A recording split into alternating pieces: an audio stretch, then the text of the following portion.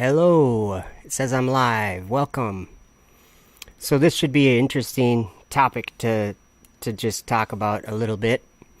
A lot has happened in the last, I don't know, I would say 6 years or so, maybe 5 years, just in the world. Let me play this in the background, maybe some reminders of some things just while I'm trying to explain what I want to get to here. Flat Earth came into my life anyway, and it changed my beliefs about everything. It changed where I plan on going when I die. It changed everything, and made me start to look up at the sky a little bit. And I filmed this eclipse August 21st, 2017. That was fun. I always like watching that footage. But there's a lot of other things that happened. One of them happened on September 23rd, and I think that's going to be right here. Yeah, you guys remember that, right? Let me stop the video right there.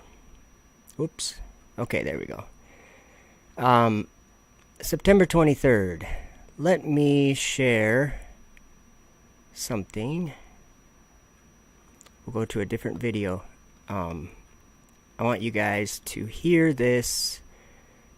Just pay attention to some of the things happening in the video I'm going to play, because there's, it doesn't really matter if you believe that this was this sign on the 23rd in 2017 September.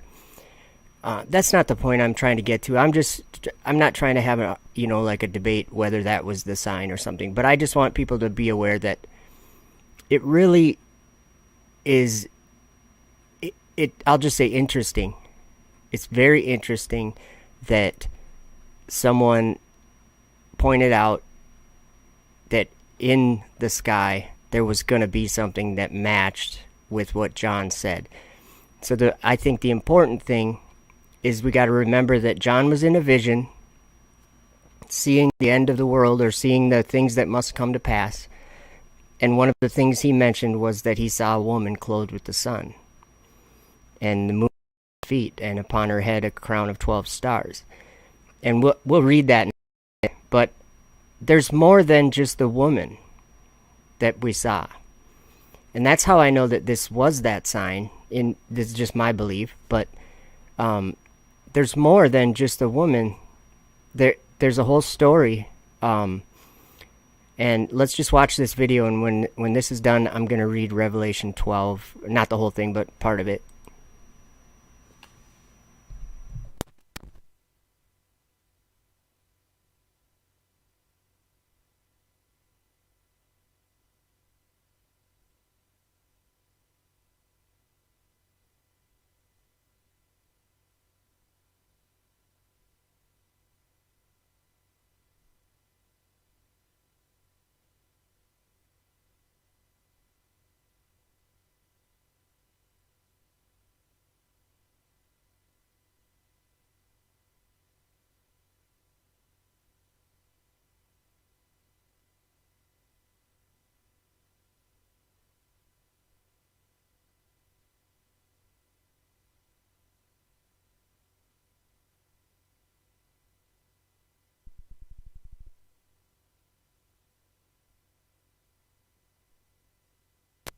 Oh, is there no audio? You know what? Thank you, Jesus Freak Computer Geek. While I'm fixing that, I think that a good idea would be for you to put your link in the chat so that people could subscribe to your channel. David Beverly is awesome just to listen to and to hear what he has to say. Thank you for that. It was just music, just so you know. So luckily it doesn't matter all that much, but I think I know what the problem is. I don't know if I can change that while I'm streaming. I'm sure I can. Let me just try this really quick. Sorry guys. I'm gonna guess that this is gonna work. Let me just hit play and see what I have to go back and see if... Could you guys hear that? If there's any music? Actually, I'm going to have to move this to another page and then I'll be able to see it. Sorry, guys. I didn't... My Windows or whatever updated, and I already noticed it did reset my microphone. So I had no audio before, but I caught that. Let me try something here. Okay. It appears that you guys can hear the music, so I'll just continue this video. And it's not too much, but down on your screen right now, right above that banner where it says SpaceX Dragon CRS-20, right above that, you see that little horn there? Just know that that's a SpaceX Dragon, and it's resupplying this space station. This story is in Revelation, and whether people acknowledge that it is or not, it still is. There's a dragon giving this thing its power, and this thing is deceiving the world. It's on your screen. The dragon gives his power and strength unto the beast. That's a dragon. So I think that's kind of another subject, though, the beast or whatever. So sorry to interrupt. Thank you, by the way, David, for letting me know about the audio, and because that, not like it matters a ton for this video, but there will be other stuff that I play. So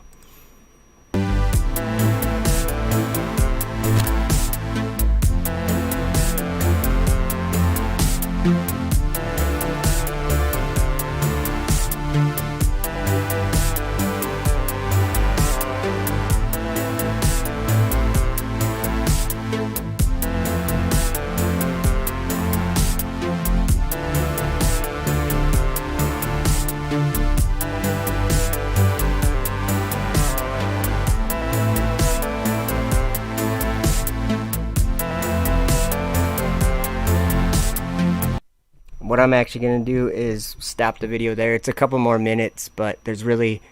the verses in the video are the ones that we're going to read right now anyway. So what I'm going to do is get a desktop up here. Actually, you know what? I'm just going to do it on the big desktop. Right there. Alright. So I named this video 1260 Days because I want to show you something interesting, and maybe you already know what I'm kind of speaking of, but it has to do with this sign, these two signs, these two wonders that John sees up in heaven in Revelation 12. So we'll just read a few verses of Revelation 12, starting in verse 1. And there appeared a great wonder in heaven, a woman clothed with the sun, and the moon under her feet, and upon her head a crown of 12 stars. And she, being with child, cried, travailing in birth and pain to be delivered.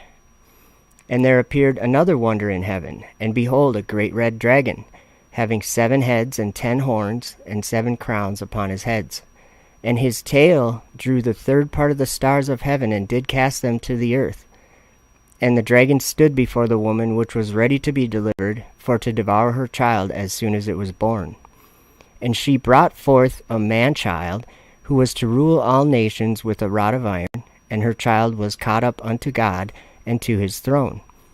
And the woman fled into the wilderness, where she hath a place prepared of God, that they should feed her there 1,260 days.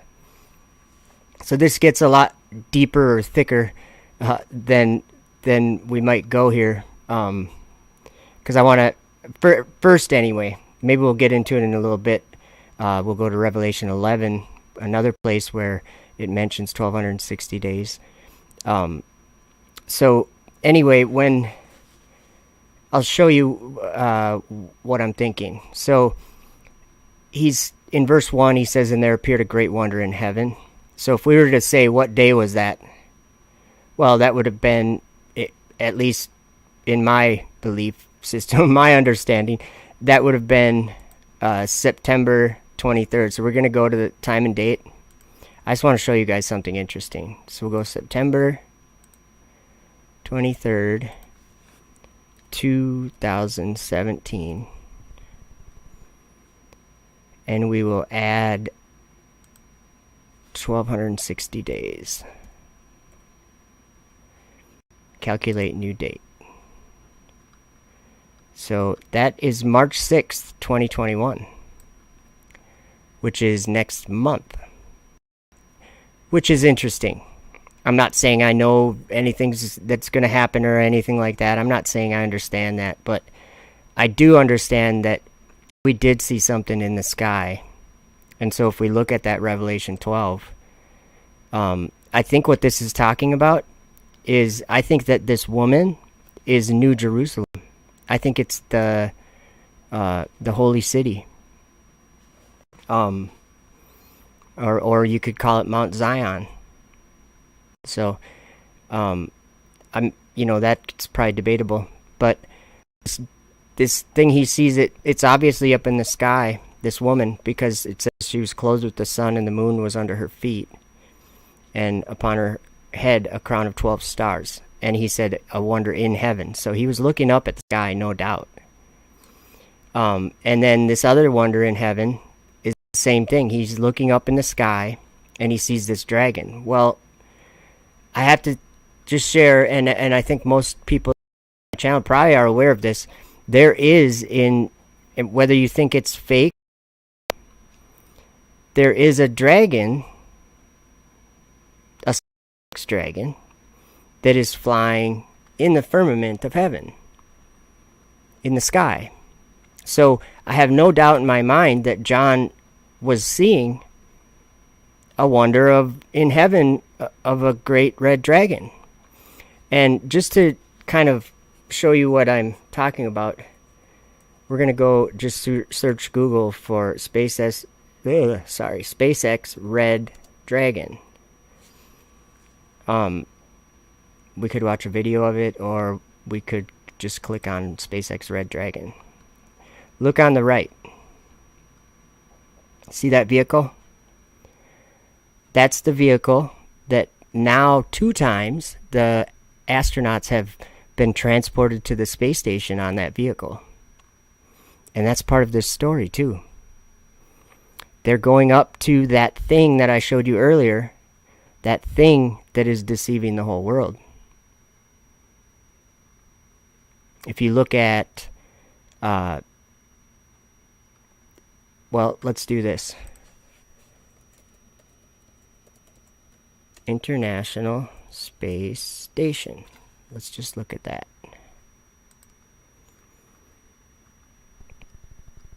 Okay. Let's see. Orbit height, 254 miles. They have this thing, and I'm not trying to rip on anybody or divide or anything, but I'm not one of these people that can just overlook the whole aerospace industry. It's a very real industry, and there are very real things happening in that industry. But where is that industry focused on going? They're focused on going into outer darkness, and they don't realize this. This is a bad way of thinking, but we've been born into this. And let's see here. So March 6th, 2021. That's less than a month away, right? So what would that mean in this Revelation story? What would that mean? So he sees the dragon, and it says, and his tail drew the third part of the stars of heaven and did cast them to the earth. Do you guys want to see that in reality? His tail. Well, let's go to SpaceX.com. I just want to show you guys something. Okay, if we click on Falcon 9, it says, first orbital class rocket capable of reflight. Well, how would they refly a rocket? They would have to land it, right?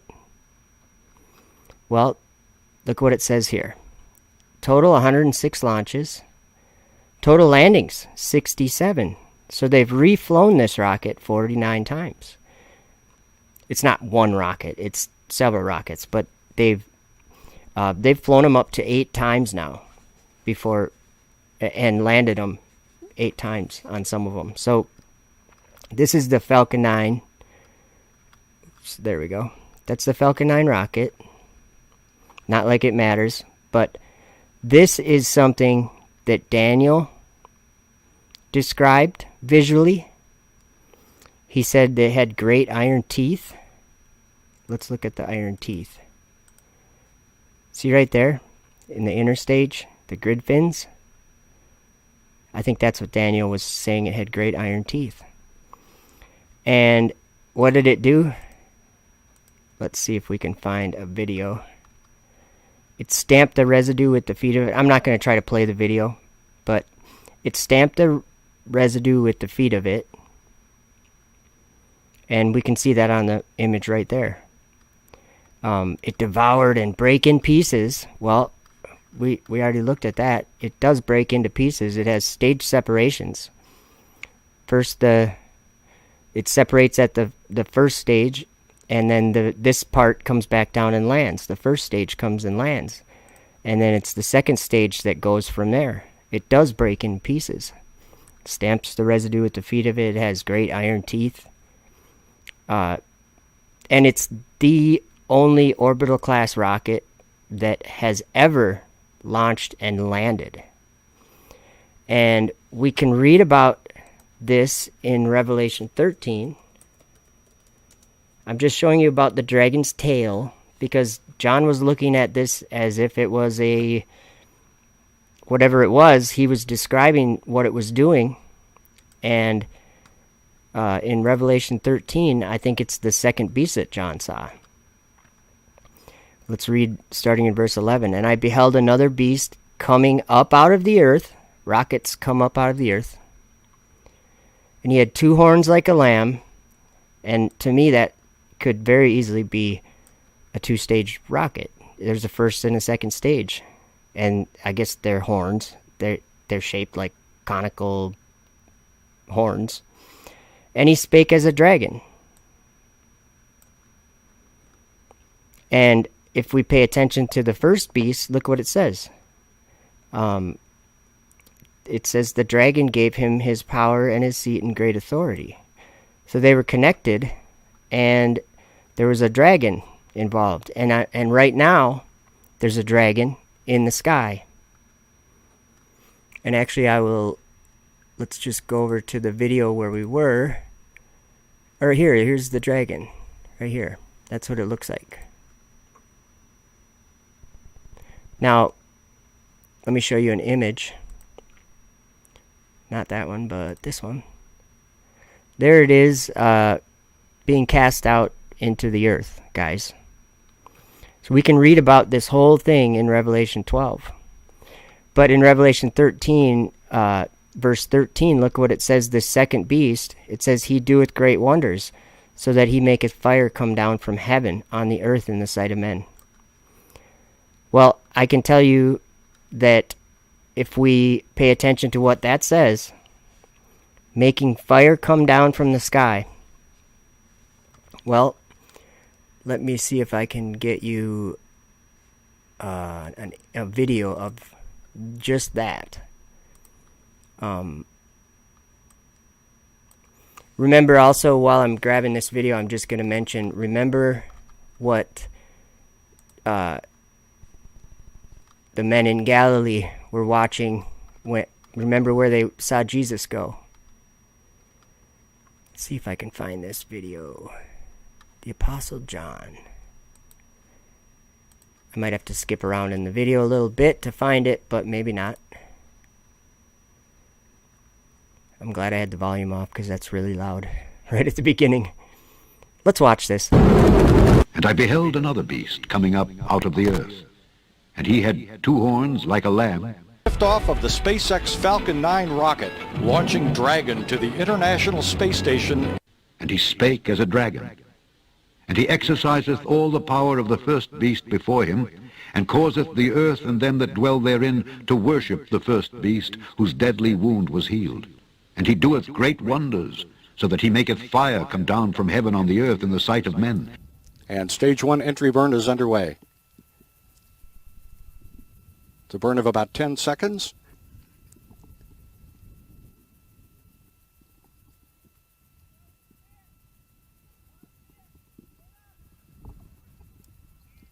Stage 1 entry burn shut down. So that he maketh fire come down from heaven on the earth in the sight of men. Falcon 9 first stage headed back toward Cape Canaveral Air Force Station, where it launched 6 minutes, 37 seconds ago. Stage 2 performance nominal. And he doeth great wonders, and deceiveth them that dwell on the earth by the means of those miracles which he had power to do in the sight of the beast.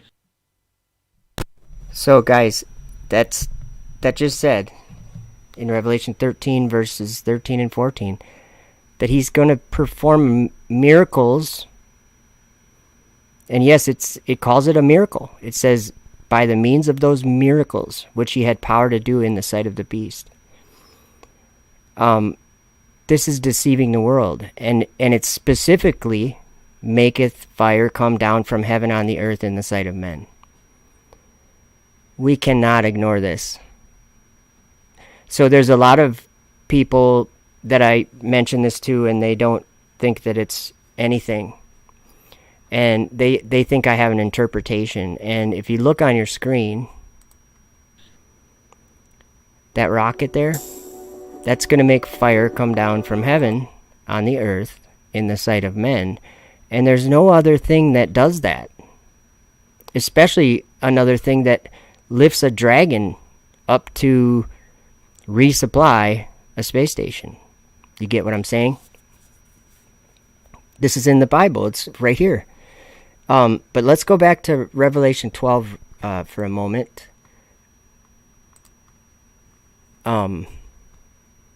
Oh, I didn't finish my thought before I found that video. Jesus ascended into the heavens, into the clouds. And there was two men standing in white, who I think were angels, but they said, "Ye men of Galilee, why are you looking up?" Actually, I should go there. Let's just look at that, because this is really important. I have hope, and I have a belief, and I have faith that although we think, in this world we were born thinking that there's all these planets and there are places to go and all this solar system and all this stuff, I don't believe any of it anymore. None of it. I believe just what it says right here in Acts 1. We're going to look at it right now.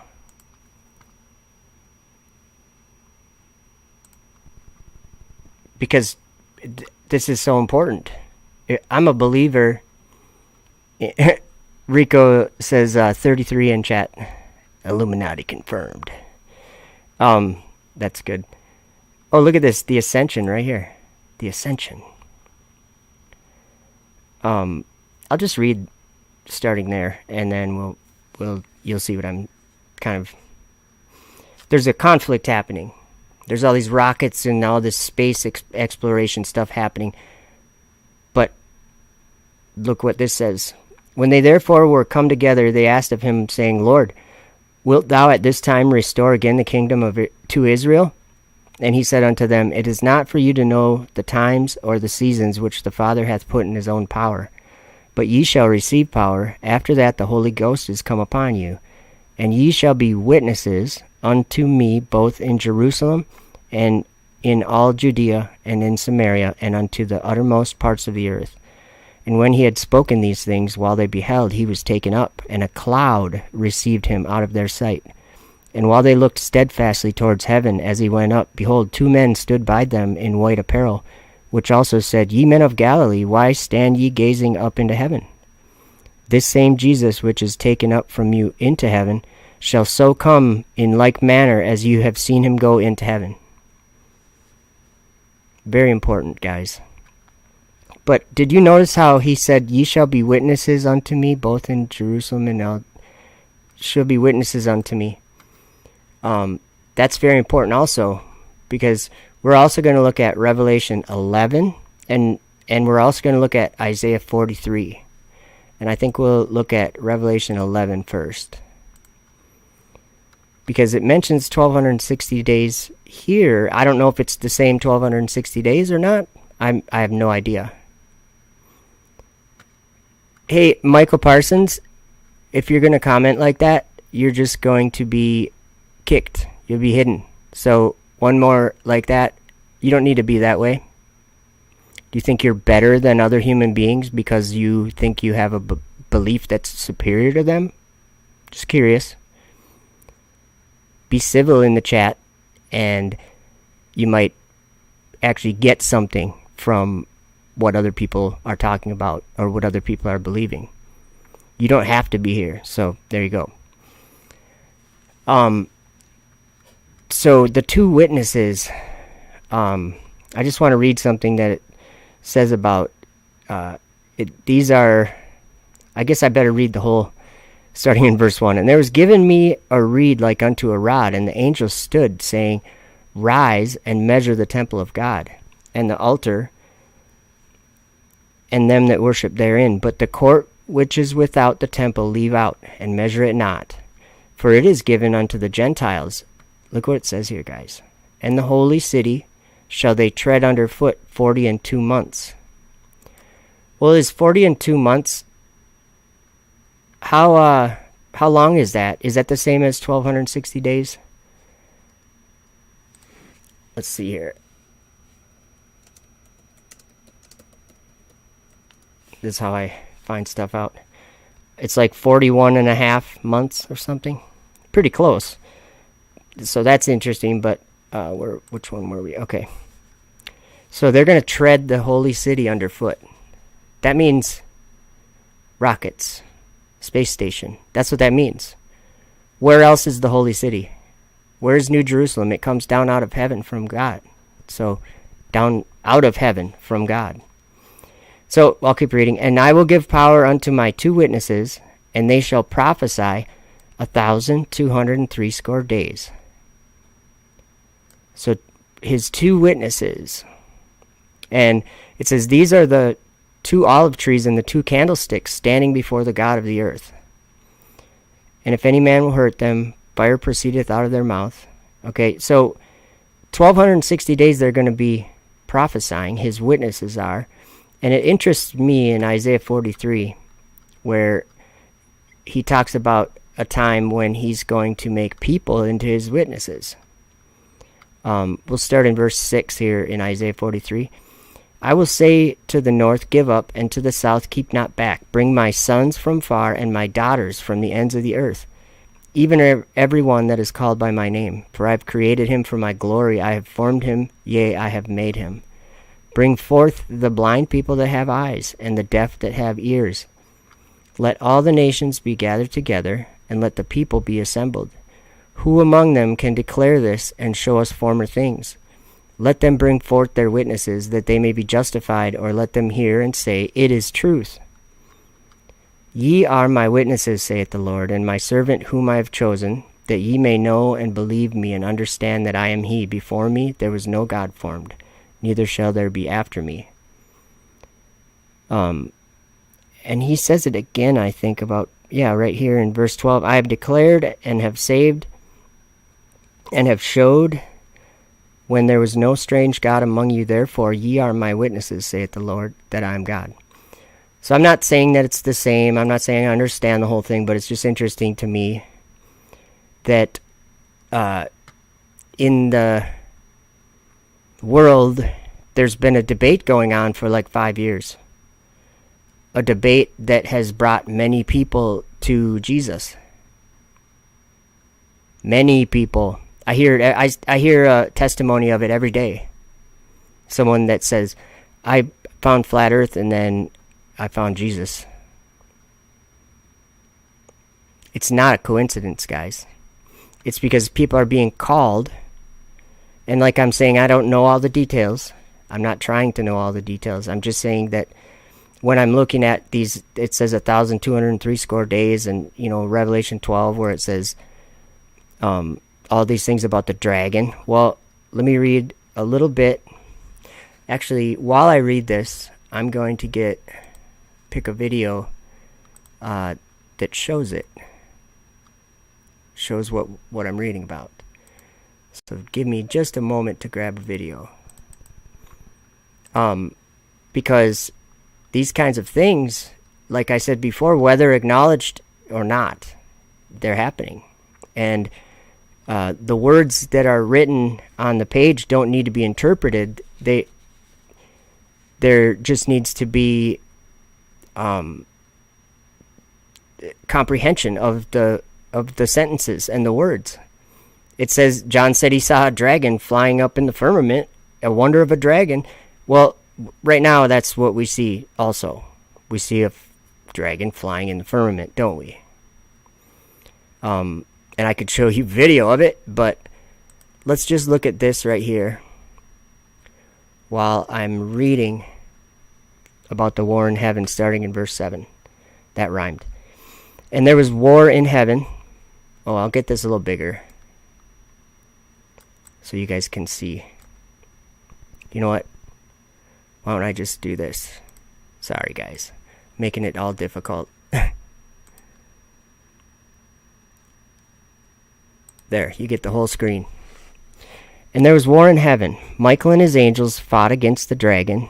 By the way, what's on your screen right now is the Falcon 9 rocket and the Dragon capsule right after the stage separation. Okay. Michael and his angels fought against the dragon, and the dragon fought and his angels, and prevailed not. Neither was their place found any more in heaven. And the great dragon was cast out, that old serpent called the devil and Satan, which deceiveth the whole world. He was cast out into the earth, and his angels were cast out with him. Well, is that the same as his tail drew the third part of the stars of heaven and did cast them to the earth? Is that similar? I also have another video that I'm just going to play in the background. Ooh, I don't know if I have that. I don't think I have that in the right format. I already played the video of the booster landing. Well, I think that that's what John was seeing. He was seeing the landing boosters, and he was saying that they were the stars of heaven and did cast them to the earth. Now, the dragon stood before the woman which was ready to be delivered, for to devour her child as soon as it was born. So I'll just be honest about what I see, and this is just my understanding of what I see happening. It's not to go against anyone or anything. It's just what I see happening.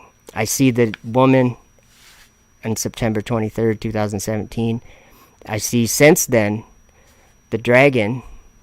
Oh, I think I gotta change videos here. Let me find. I don't know if this will work, but let's try this. Ooh, I don't know if it's gonna work. Oh, it's the wrong format. Hold on. Sorry guys, I did not mean to do that to you. I think that video I just showed was of the plume. I think that was maybe copyrighted or something, because they're telling me they've detected that. Okay. Well, hopefully that's all right. We got a debate happening in the chat right now, whether it's flat or a globe. So that's proof that living on a globe is a belief. It's a matter of faith, Michael Parsons, just to let you know. If it wasn't a matter of faith, there wouldn't be tons of people in the world, millions of people in the world, that don't believe in that spherical spinning globe. And I think, Michael, if I remember right, I'll actually talk to you about this right now. I think if I remember right, in the comments somewhere, I think you asked me if I knew how maybe this was someone else, but if you asked me how, or no, maybe it was you were commenting with someone else in a different comment, and you were saying that, and forgive me if this wasn't you, but I think it was, you were saying that the stars in the southern hemisphere debunk flat Earth. And I just think that's funny because there's two major problems with that. And if it's not you, I'm sorry, it was maybe someone else. But it's interesting how contradictory that is to say. You're telling me that two things. One, that the sky is going to prove something about the Earth. I just don't see how there's any scientific method approached there. There isn't. You can look at the sky and you can, assume certain things or think you know certain things, and that's fine. But as far as debunking flat Earth, it has nothing to do with flat Earth. The sky is in the sky, and we're talking about the Earth beneath your feet. So you're talking about something else. So there's the first part. The second contradictory part is that you're actually pointing to the motion of the stars and trying to tell me that proves somehow that the ground, which is stationary, obviously, is moving. So you're contradicting yourself there. You're saying that the stars are moving, and that proves flat Earth or debunks flat Earth. But then you're also saying that the stars don't move and that the Earth is turning, right? The southern stars do not circle around Polaris. I would disagree with that because they all circle around Polaris, actually.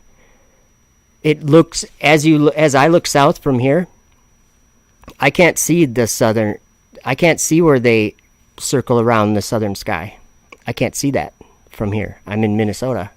45 degrees is where Polaris is. So, and if you look at what the stars are doing, they're all going in a circular motion around the North Star. Even in the south, where they appear to be going around what is it? I can't remember what it's called, but they do appear to be going around something in the south. And that's the South Celestial Pole. That's a made up place. And I'm not saying it's not there. There is a point that you can put your camera to. There's an axis of rotation in the south. But if you follow that, if you drive in a car, fly in a plane, and the whole time are monitoring the stars, you're going to find that all those stars are circling around the North Star. Because, as I look to the south, I only see stars just doing almost straight across the sky. I mean, they're still going from horizon to horizon, but it's more like the sun is in the winter time. It's lower it's low to the horizon is where that arc is, and that continues on. And I'm not saying I understand everything about the stars, because I don't think anybody does. But so the war in heaven, guys, is something that happens up in the sky.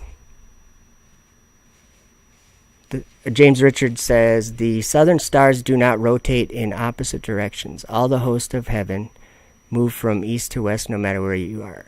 And yeah, I wouldn't say ever that they don't rotate in the opposite direction, though. Here's why. It all depends on how you're looking at it. Pretend you're standing on the equator and you look to the north. You're just going to see the Polaris right on the horizon, about maybe a little bit.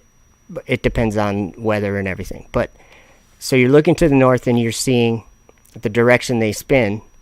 If you look to the south, you're going to see the opposite direction, standing in that same spot. Right where I'm at, if I look up to the North Star and I watch, actually, let me grab a video. We can kind of look at it. It's because it's an interesting subject to talk about or to think about. Let me grab a different video here. just of some star trails.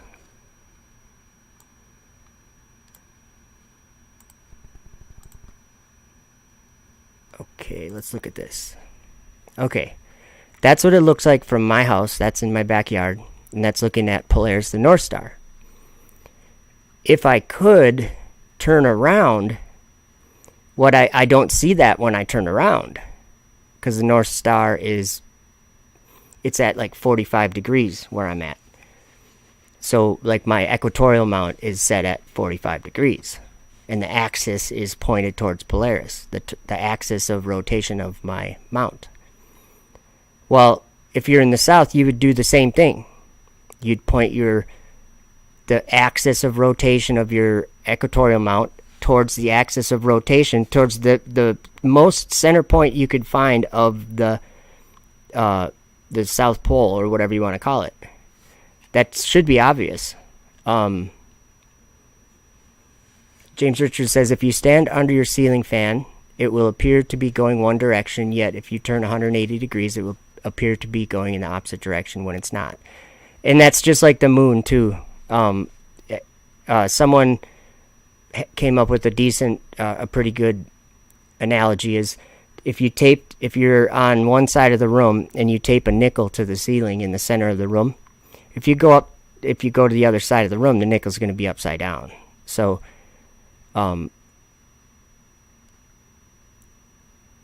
yeah, Michael Parsons, the Southern Cross, what is it, Cygnus? I can't remember what it's called. That's just a part of the sky that all the stars appear to rotate around. But if you follow from the North Star, the direction they're going, they all continue in that direction, even in the south, no matter where you are in the south. And I'm not saying that I understand everything. I'm just saying that there's just stars in the sky, and we witness what they do. And I'm not so proud that I want to say that I understand it, because I know that it's by Sigma Octantis. It's a dark part of the sky is the actual southern celestial pole. The stars are very dim there, if you can even find a star there. But let's see here. These are going counterclockwise, and if I turn around, they're suddenly going clockwise. That's not very hard to understand. So it shouldn't be like it's a magic trick or something. It's literally stars in the sky, lights in the sky. Speaking of lights in the sky, maybe I'll play this video in the background. Here's some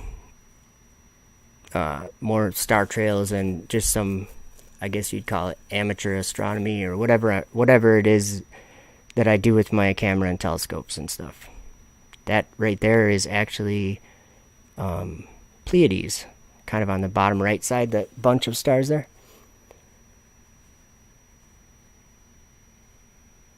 The Southern Cross always points to the center point. Yeah, and the Southern Cross would be like it's not a star, right?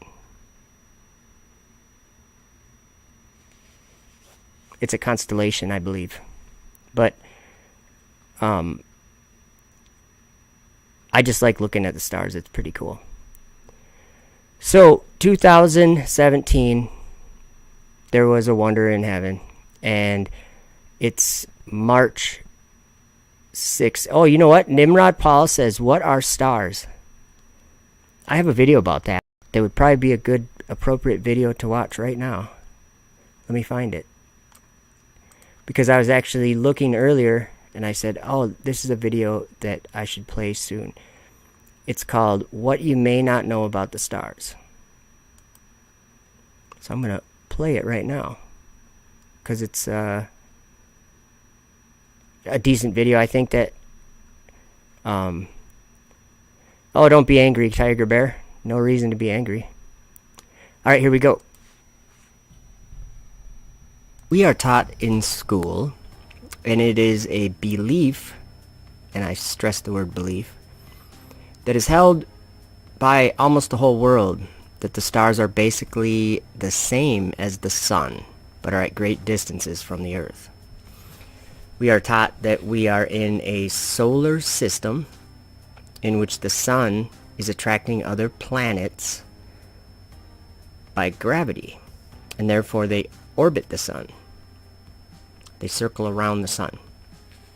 We are taught that the distances of these stars or suns is so great that it needs to be measured in light years, the distance to them, or the speed of light, which is basically, this is the speed that something would travel in a year if it was traveling at the speed of light. So we are taught that the nearest star system closest to our sun is about 4.22 light years from the Earth, and is the closest star other than the sun, and it's Alpha Centauri A and B. The average distance between them is about 23 astronomical units, a little more than the distance between the sun and Uranus. This is the point of view and teachings of most universities, and it is taught worldwide. And actually everyone that is alive today was taught this cosmology. Now, I have learned in the last few years that there is a completely different understanding, and again, I'll stress the word belief, a different understanding and belief about what the stars are and what they are doing in the night sky. And this new way of understanding is new to me and is new to most people that are in the world, but it is an understanding that to me makes much more sense, and I actually believe something other than what the universities teach. This idea that I have, this understanding, comes from ancient scriptures such as the Bible, the Book of Enoch, and many other ancient writings. So one of the clearest chapters and writings about the makeup of the sky concerning the stars is found in Enoch, in the Book of Enoch, chapter 71. So I'm going to read that to you, and then we will discuss this different understanding of cosmology. And I'm going to call it a new understanding, because to me it's new. And I believe that to you it is probably new too. I don't think anybody had this understanding 5 years ago that was alive in the world. And now it's been revealed through these scriptures that there is another understanding, another way to look at this creation and the sky and everything and understand it in an entirely different way than them being suns that are at a great distance. Okay, that's a theory, and I have to stress that. That is a theory that the universities are teaching about the stars. Okay? Here's Enoch chapter 71. And it came to pass after this that my spirit was translated, and it ascended into the heavens, and I saw the holy sons of God. They were stepping on flames of fire. Their garments were white, and their raiment, and their faces shone like snow. And I saw two streams of fire, and the light of that fire shone like hyacinth. And I fell on my face before the Lord of spirits. And the angel Michael, one of the archangels, seized me by my right hand and lifted me up and led me forth into all the secrets. And he showed me all the secrets of righteousness. And he showed me all the secrets of the ends of the heaven, and all the chambers of all the stars, and all the luminaries, whence they proceed before the face of the holy ones. And he translated my spirit into the heaven of heavens. And I saw there, as it were, a structure built of crystals. And between those crystals, tongues of living fire. And my spirit saw the girdle which girt that house of fire, and on its four sides were streams full of living fire, and they girt that house. And round about were seraphim, cherubim, and Ophanim. And these are they who sleep not, and guard the throne of his glory. And I saw angels who could not be counted, 1,000 thousands and 10,000 times 10,000, encircling that house. And Michael and Raphael and Gabriel and Phanuel and the holy angels who were above the heavens go in and out of that house. And they came forth from that house, and Michael and Gabriel and Raphael and Phanuel and many holy angels without number. And with them the head of days, his head white and pure as wool, and his raiment indescribable. So that's Enoch 71. And as you can tell in those writings, what was being revealed to Enoch, or at least what Enoch wrote that was being revealed to him, was the secrets of righteousness.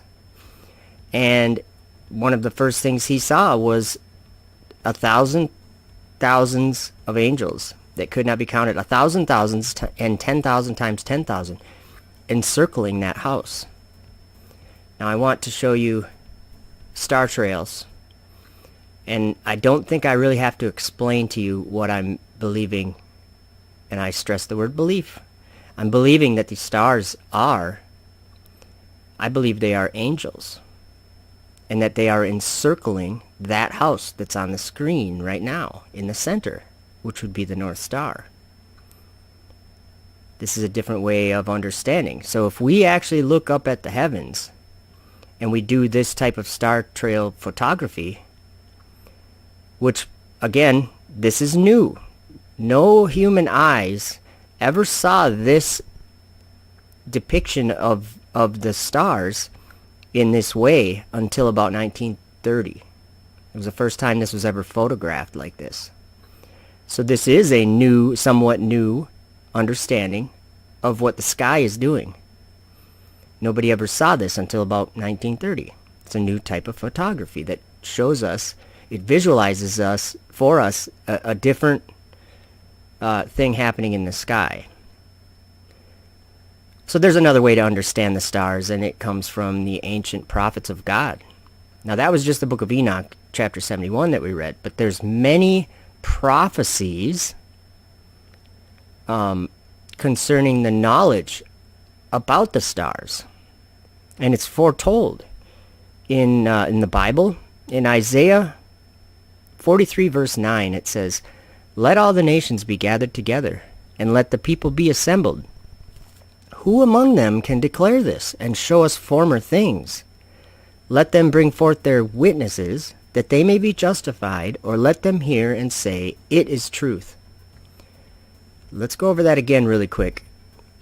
He asked a question. He said, who among them can declare and show us former things? What's that talking about? Isaiah 48 verse 3, "I have declared the former things from the beginning, and they went forth out of my mouth. And I showed them, I did them suddenly, and they came to pass." I'm going to give you an example of my understanding of what that verse is saying. He declared the former things from the beginning, and they went forth out of his mouth. He did them suddenly and showed them, and they came to pass. I'm just picturing when Jesus said, "Let there be light," and there was light. It came out of his mouth, and then it was. It came to pass out of his mouth. So what would the former things be? That would be everything that Jesus said in the first 6 days of this creation. All the words he spoke and declared, and then they came to pass, and suddenly, and he showed them. 6 days. So this is saying, this is asking who among them can declare this, and declare this 6 days of creation. That's really what this is saying. And if you look at the world today, if you look at my channel, and there's several other channels, there is a topic of discussion that is a worldwide debate. Everybody almost has heard about it. And it is whether the earth is a spinning ball or whether it is not, and it's a plane of existence that's stationary and not moving. These are completely opposite understandings, and yet I believe one, and people I know believe the other. Okay? So it is a belief. I don't believe for 1 second that I'm living on a spinning orbiting sphere that's going through a vacuum of space, yet there's air and there's no barrier, right? These kinds of things don't make any sense to me. I think it's much more logical that the night sky, the stars, and all the things up in the sky are actually celestial. They're of a different nature than we are experiencing on the earth. I don't know the exact details of that nature. I'm just saying that it's not the same physical, material reality that we are all experiencing and used to. So in Enoch chapter 80, there's another prophecy about the stars. In verse 7, it says, "And the whole order of the stars shall be concealed from the sinners. And the thoughts of those on the earth shall err concerning them, and they shall be altered from all their ways. Yea, they shall err and take them to be gods. And evils shall be multiplied upon them, and punishment shall come upon them so as to destroy all." So this prophecy here is a really serious one. It's saying that the people who are sinning in the end, that they wouldn't understand what the order of the stars was. Now, the last 5 years is when I've changed my understanding and belief about what the stars are. In the last 5 years, I've changed from believing what the world teaches and what the universities teach to believing in what the scriptures teach. And it's two completely different things.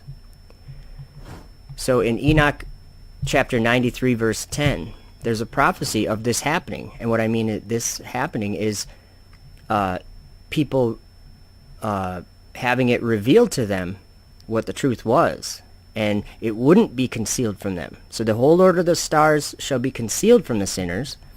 But in Enoch 93 verse 10 it says, "And at its close shall be elected the elect righteous of the eternal plant of righteousness, to receive sevenfold instruction concerning all his creation." I think that's what's happening in the last 5 years.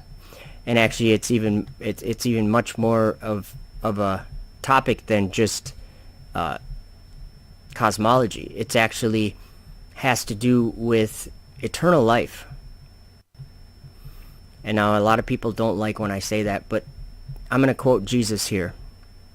When his disciples asked him what would be the signs of his return, one of the things he said was in Matthew 24 verse 14. He said, "And this gospel of the kingdom shall be preached in all the world for a witness unto all nations, and then shall the end come." So Jesus is saying that before the end comes, a gospel of the kingdom would be preached in all nations as a witness. It reminds me of Isaiah 43 when it says, "Let them bring forth their witnesses, that they may be justified, or let them hear and say, it is truth." Or in John 15 verse 27 it says, "And ye also shall bear witness, because ye have been with me from the beginning." So I don't know what all these things mean, but I know that Jesus said that we would bear witness to the truth. And in Isaiah 43 verse 9 it says that they may be justified, or let them hear and say, it is truth. So that's what I'm saying. That's what I'm here saying today, is that there's a lie, and it comes from universities, and it comes from having the truth about the stars concealed from these universities. They don't know the truth. They're teaching lies, and they believe the lies. So in Psalm 147 verse 4 it says, "He telleth the number of the stars, he calleth them all by their names." Psalm 148 verse 3 says, "Praise ye him, sun and moon. Praise him, all ye stars of light."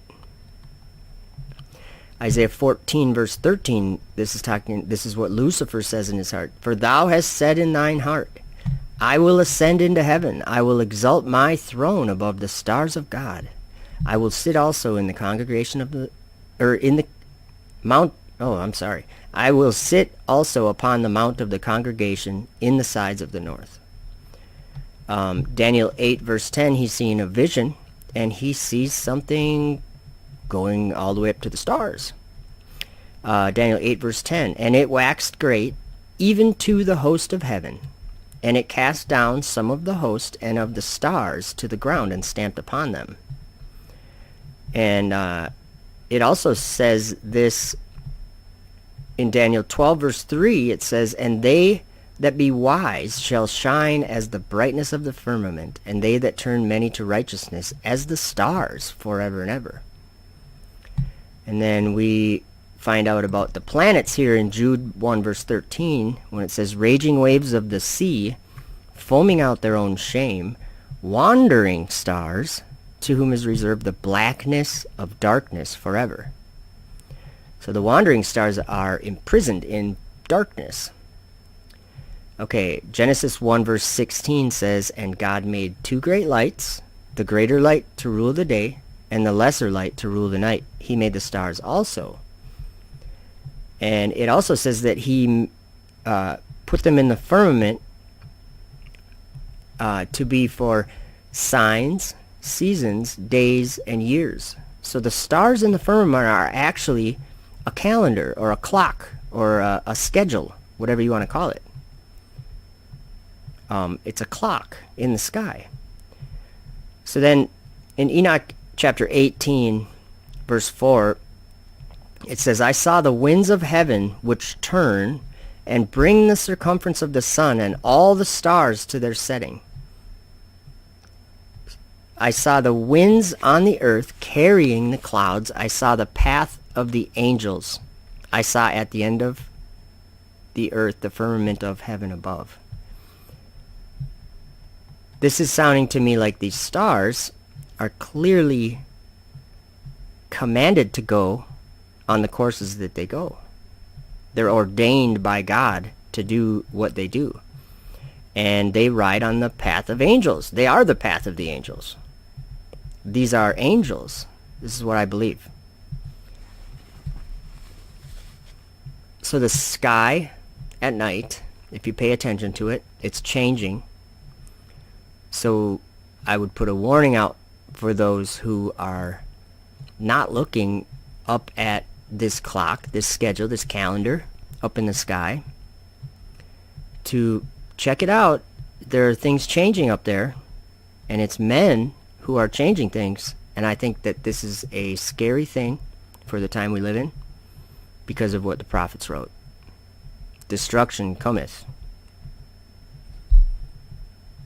So that is what I believe the stars are, is angels. And they are circling in the firmament, which turns along with the sun and moon, circling over the earth. They're doing a circle above the flat earth. That's what I believe. So I hope you guys got some knowledge from this, or maybe you can laugh at it, do whatever you want. But I needed to share what I believe the stars are and what I used to understand them to be, which I believe now is wrong. So have a great day. Thank you for listening.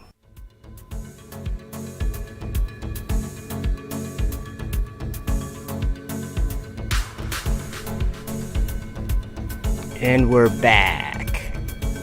So that was my video I made about what I think the stars are. Now I do have... Michael Parsons is here. I was going to talk about planets, Michael Parsons, because I know you believe that since we have telescopes, that proves something about those lights in the sky. Have you ever been to a planetarium? Are there actual planets? Whoops, let me turn this down. Are there actual planets in the ceiling of that planetarium, or are they just projected there by a projector? Oh, hold on a minute, I got a squeak going. Give me a second.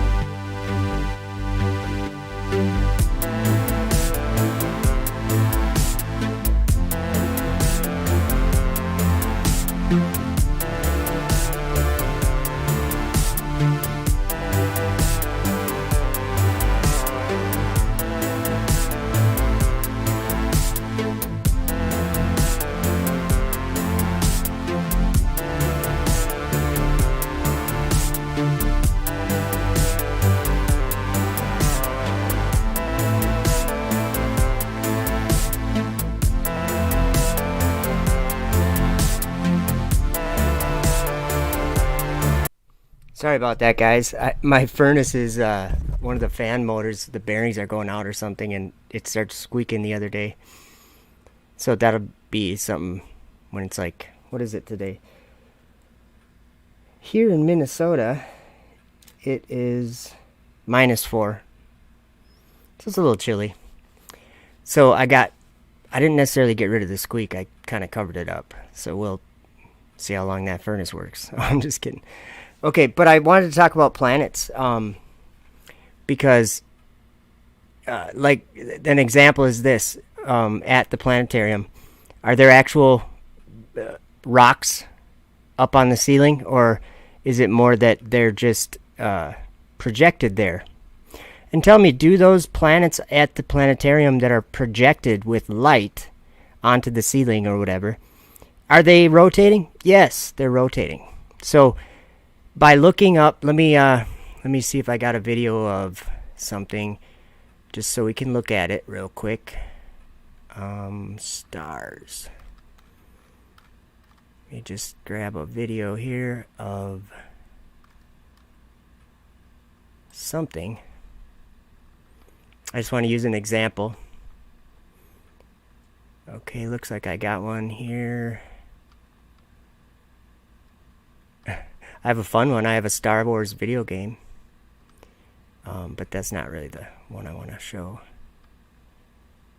I guess it'll be this one. Let's look at Jupiter and Saturn a little bit.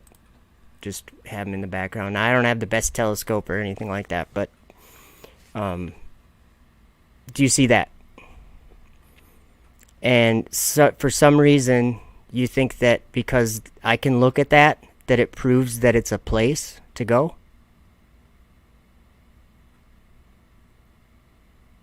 You're not... Michael Parsons says a P900 shows Jupiter's moons. A telescope, we can see Jupiter's rotation. You can see Jupiter's rotation with a P900 too, just so you know, Michael Parsons. It's a great camera.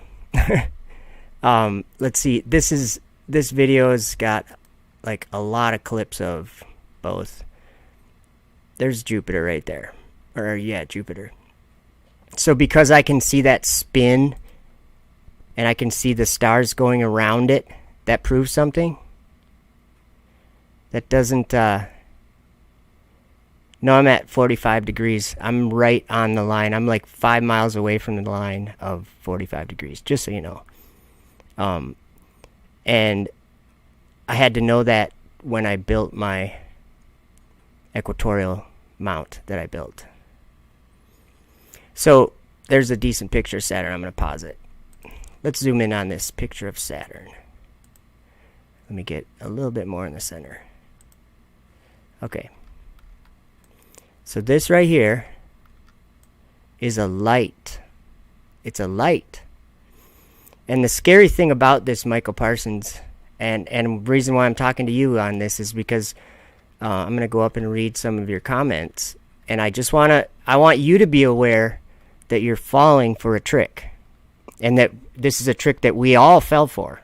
Every single one of us fell for this trick. So it's not like I'm singling you out or something.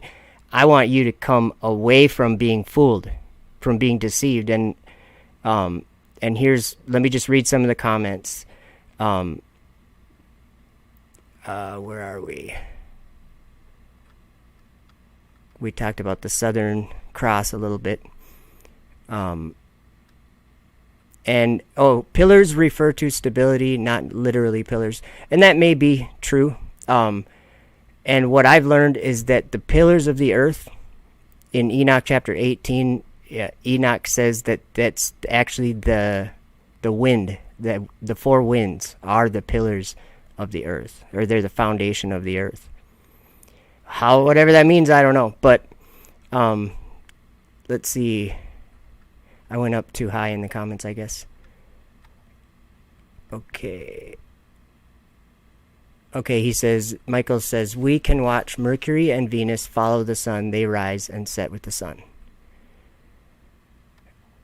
They were known as wandering stars until we got telescopes. We know they are planets. Do you know where the word planet comes from? Let's look at that. Whoops. Sorry, wrong page here. Desktop. Since we're here, I know that that word is, let's see, I can't remember what, whoops, nothing there.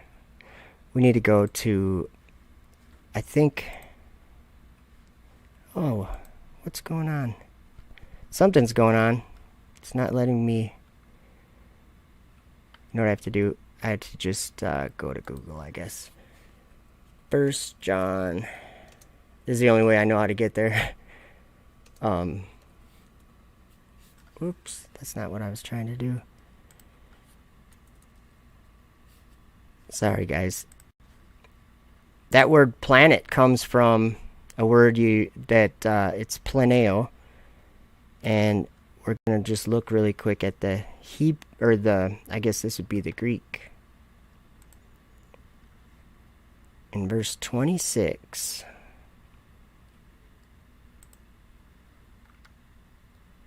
It talks about seducing. These things I have written to you concerning them that seduce you. Well, the word, that's in the King James, but the word is leading astray here. So it's 4105. Let's look at this word.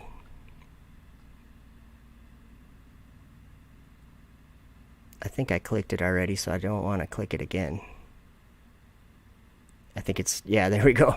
I would have screwed it up. Look what it says here in Help's Word Studies. 4105, planeo, is the root of the English term planet, wandering body. This term nearly always conveys the sin of roaming. Look what this word, the definition of is to cause to wander, to wander. And if we go down to Strong's Exhaustive Concordance, it says deceive, error, seduce, wander. So that's what that word is coming from. So there's one thing to consider about planets. And there's another thing that you might not be aware of. I don't know if you believe the Bible at all or not, but in Jude actually writes something that Enoch wrote, and I'm pretty sure that Jude got it from reading the book of Enoch or whatever writings from Enoch that they had, because he says that the wandering stars are bound, they're imprisoned. We can look at that really quick.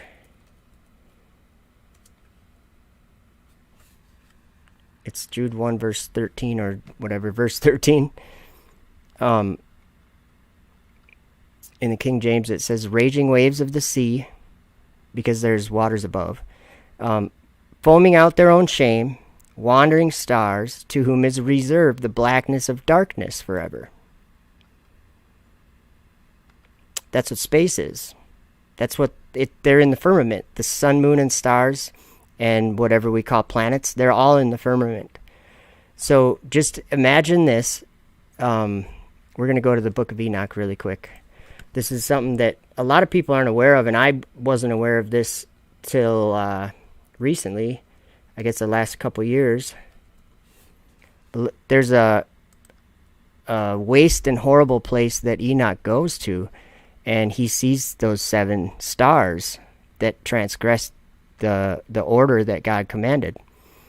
And it's beyond the abyss of fire. So let's start in verse 11. And I saw a deep abyss with columns of heavenly fire, and among them I saw columns of fire fall, which were beyond measure, alike towards the height and towards the depth. And beyond that abyss I saw a place which had no firmament of the heaven above, and no firmly founded earth beneath it. There was no water upon it, and no birds, but it was a waste and horrible place.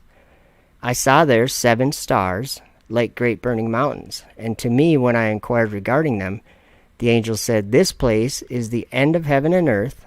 This has become a prison for the stars and the host of heaven. And the stars which roll over the fire, are they... Just think about what is that saying? The stars which roll over the fire? I think, let's see here. I think Michael Parsons might have even commented about that. Let me see. or you were talking about Mercury and Venus being seen when sunrise and dawn, or dusk and dawn. I'm just trying to look and see if maybe you commented about this. What does science teach us, or what does modern science teach us about what the planets do in relation to the sun? They orbit the sun, right? Well, Enoch kind of commented on that, I think, right here. And the stars which roll over the fire are they which have transgressed the commandment of the Lord in the beginning of their rising, because they did not come forth at their appointed times. And he was wroth with them and bound them till the time when their guilt could be consummated. So what I get from that is those 7 stars that are doing something different than all the other stars, like retrograde motion, those stars that we call planets, they're imprisoned there. And look what it says here in the next chapter. This is crazy. And Uriel said to me, here shall stand the angels who have connected themselves with women, and their spirits, assuming many different forms, are defiling mankind, and shall lead them astray into sacrificing to demons as gods. Planets. And here's how I see that. The Bible says that God sits above the circle of the earth. His throne is up in the sky. And that's what I believe. And I just seen another comment here. It's good when someone comes in with opposing beliefs, because that means we end up talking about it. It doesn't mean that I'm going to change your mind or you're going to change my mind, but I think it's important that people talk about it, about the debatable things, or the things that people are debating.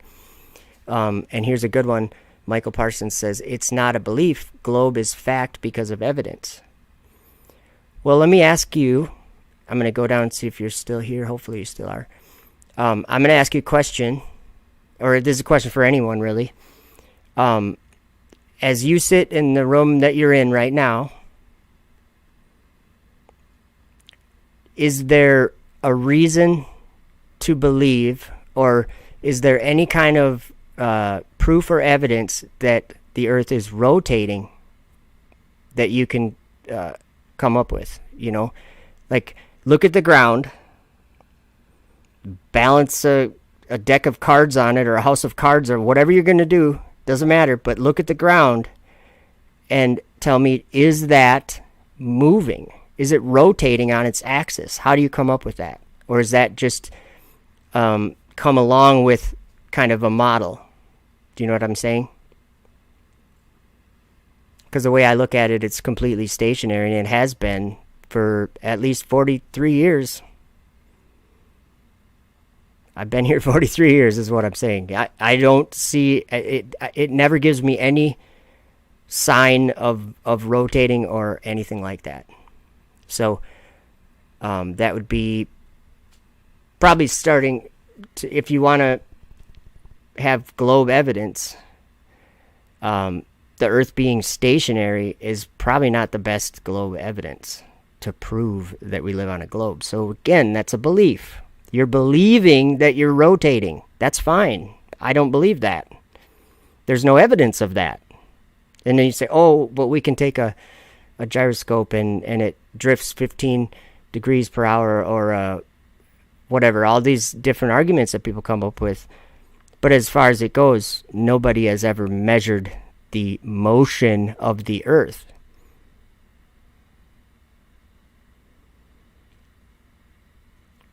I'm just checking up on the comments. Also, well, see, Mercury and Venus are just in the sky. They're in the firmament. All the sun, moon, and stars are all in the firmament.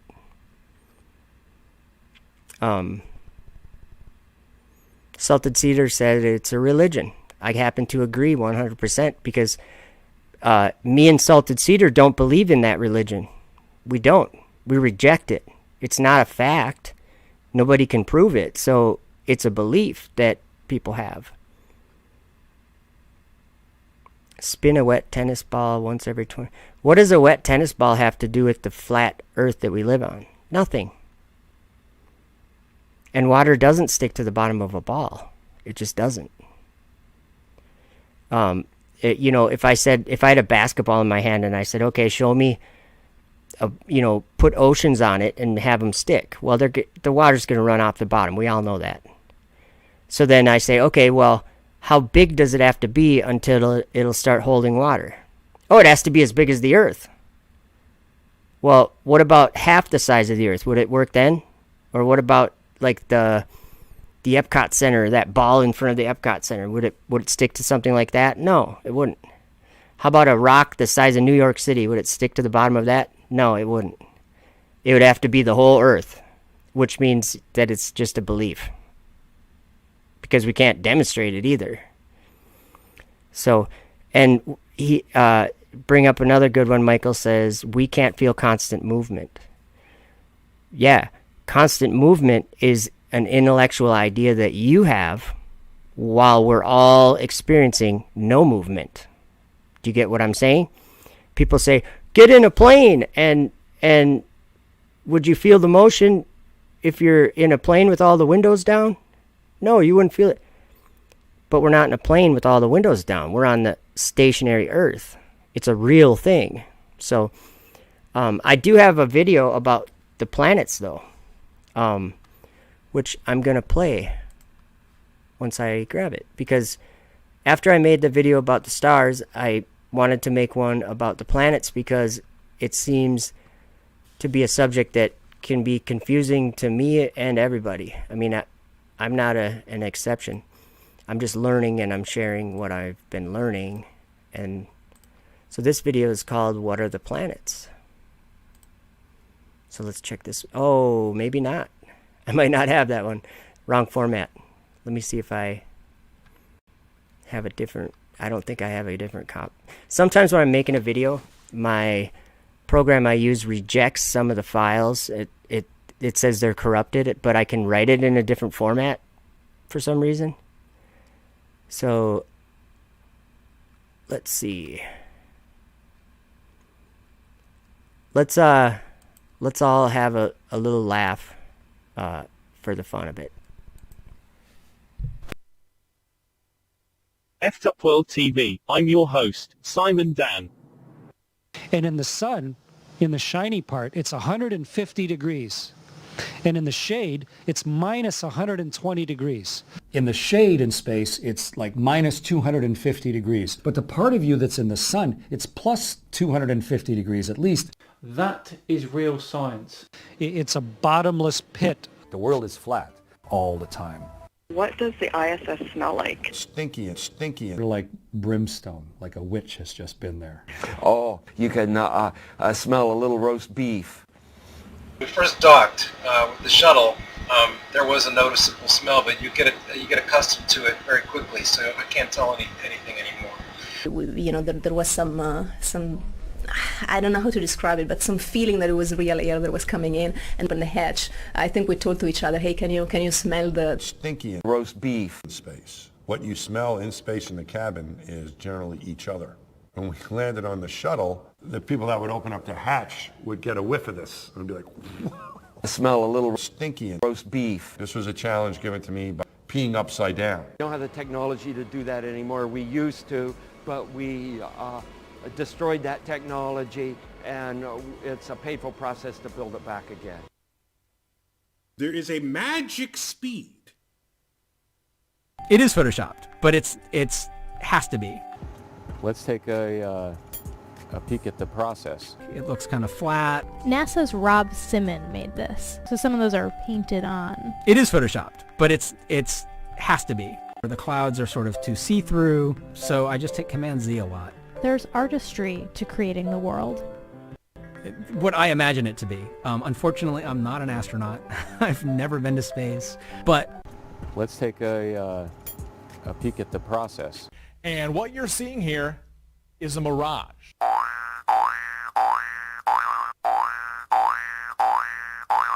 We must solve these challenges before we send people through this region of space. No, now I'm not sure we went far enough out to to encounter the Van Allen radiation belt. Maybe we did. No.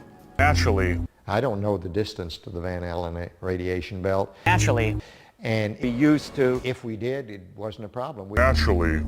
Just as it passes over the Indian Ocean, we lose communication. We destroyed that technology. No.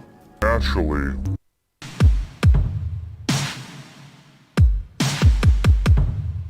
And then as soon as they wanted to open the hatch, the cosmonaut and astronaut who were with me told me, are you ready for the smell of space? Because it's a very unique smell and this is the only time you can smell it. So I was ready there and they opened the hatch and I took a good whiff and it smelled something like a burnt cookie.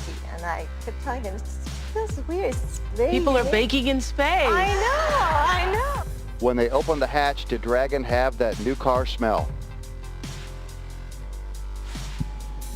It absolutely did. In fact, there was a little bit of space smell in the vestibule, and then when we've got that hatch open, you could tell it was a brand new vehicle. Space smell. Things don't smell the same. There burnt steak and gunpowder smell that many astronauts report in the airlock. That's one of the few smells you can smell strongly. You're inside the spaceship most of the time. The only time you could smell space is when you come back in from a spacewalk. And as you repressurize the airlock and open the hatch, there's a distinctive smell to it. And it smells a little bit like being on a shooting range, like that sort of lingering gunpowder cordite smell. So maybe a little bit like brimstone. A little bit like brimstone. That's what it smells like. Owen from San Francisco says, they say that the sense of smell creates the strongest memories for a person. What does the ISS smell like, and what scent do you miss on Earth? The ISS, we've got a really good filtering system. There's air flowing. In fact, everything you hear when you're up here is fans going and air circulating. So we're constantly getting a fresh supply of oxygen. We're constantly getting the carbon dioxide scrubbed and all the other things filtered out. So it really doesn't smell, although when we first docked with the shuttle, there was a noticeable smell, but you get accustomed to it very quickly, so I can't tell anything anymore. There's one smell up here that's really unique, though, and that is the smell. We just call it the smell of space, but we experience it when I haven't had a chance to do a spacewalk yet. I'm still waiting and hoping for that. But when other guys did, and they came back in, after we repressurized and opened up the volume for them to come back into the station, there's this really, really strong metallic smell. And I don't know exactly what it is. Something to do with maybe atomic oxygen interacting with the suit materials, or we're not exactly sure what it is. It's a very distinct smell, and it's the smell of space. It's really cool. When you come in from a spacewalk, you're surrounded by the emptiness of space. It's sort of like the opposite of air. There's nothing there at all. When you quickly repressurize the hatch and you open up the hatch and you smell, what is that lingering smell from a place that used to be exposed to space? The smell in there is a little bit like that trace of a smell of gunpowder or burnt steak, or sort of like brimstone, like a witch has just been there. It's a cool, lingering trace of a smell. I think what it really is, brimstone, like sort of that metallic gunpowder fired smell, that a witch has just been there.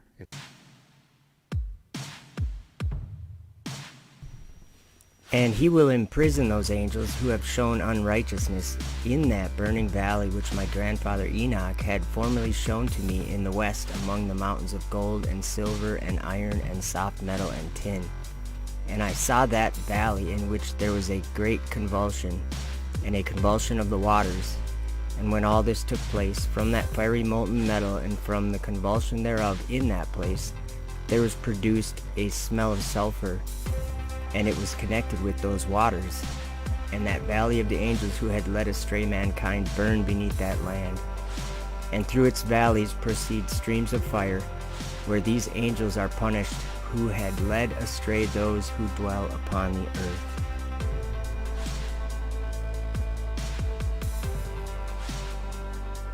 And God said, "Let there be a firmament in the midst of the waters, and let it divide the waters from the waters." And God made the firmament, and divided the waters which were under the firmament from the waters which were above the firmament. And it was so. And God called the firmament heaven, and the evening and the morning were the second day. The weird part about it is space is so incredibly black, so incredibly dark. It's a bottomless pit of deep black, almost so deep it almost has a texture when you look at it. And Even darkness which may be felt.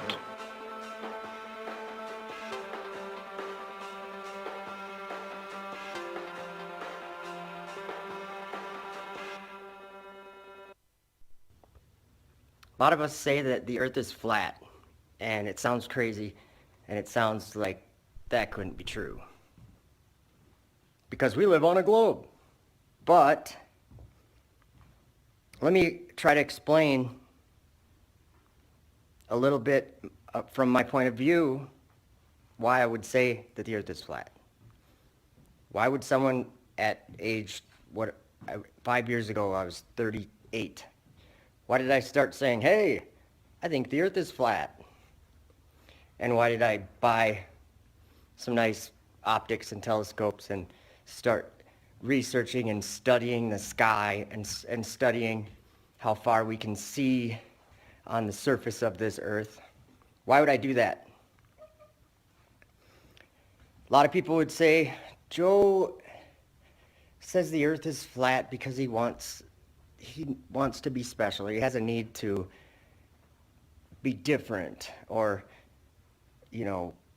wants to be looked at differently or something. And I totally get that.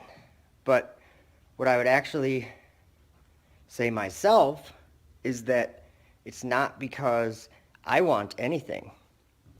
It's because I was called by Jesus to be a witness of his marvelous light and to give my testimony about what I bear witness to.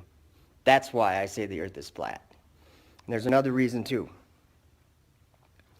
Because of what Paul said in 2 Thessalonians 2, verses 10 through 12. And with all deceivableness of unrighteousness in them that perish, because they received not the love of the truth, that they might be saved. And for this cause God shall send them strong delusion, that they should believe a lie, that they all might be damned who believed not the truth, but had pleasure in unrighteousness. The people who don't receive the love of the truth will be damned. So it has nothing to do with Joe wanting to feel special or any of these other people that are saying these same things. We don't want to feel special. We love you and care about you and have learned supernaturally and seen supernaturally the truth in this world. And this world is full of lies. And the lies don't seem like lies because we were all born believing them. Our parents believed them. Their parents believed them. And now people have seen the truth. And it surrounds you in this world. It surrounds you.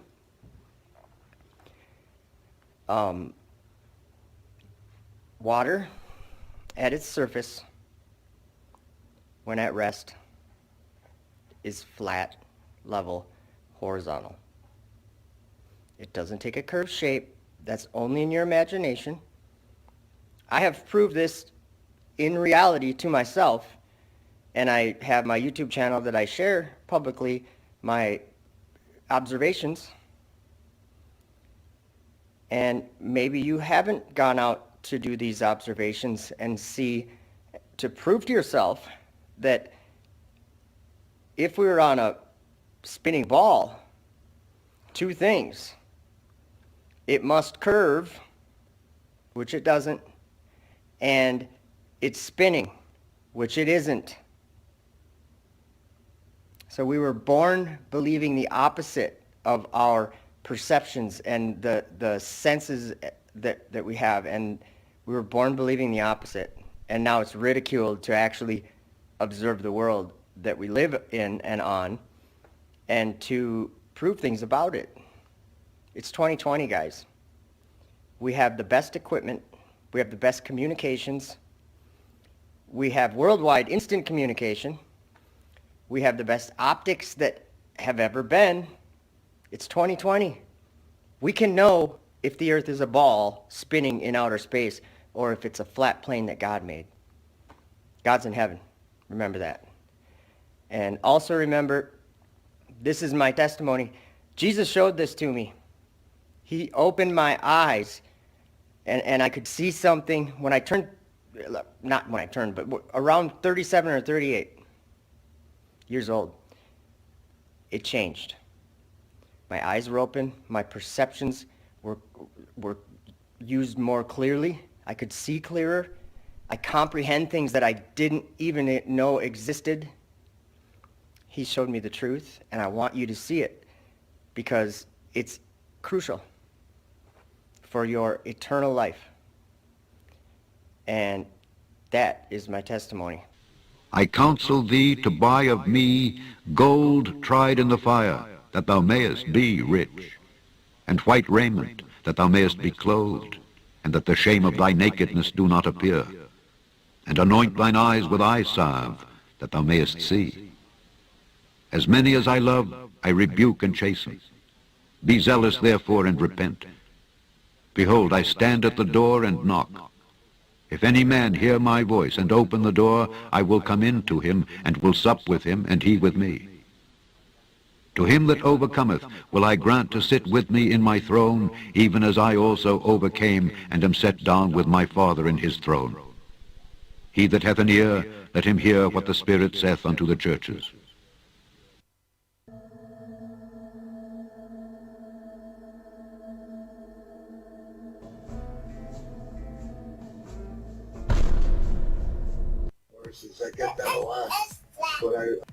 NASA live. We don't live on a spinning ball. Earth is flat.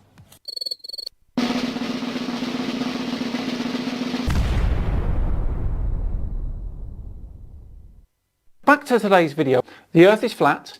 It appears to be flat. So something is wrong here. Well, there we go. Another Flat Earth Friday all done. What do you guys think? The Earth is flat. Flat, flat, flat, flat, flat, flat, flat, flat, flat. It appears to be flat.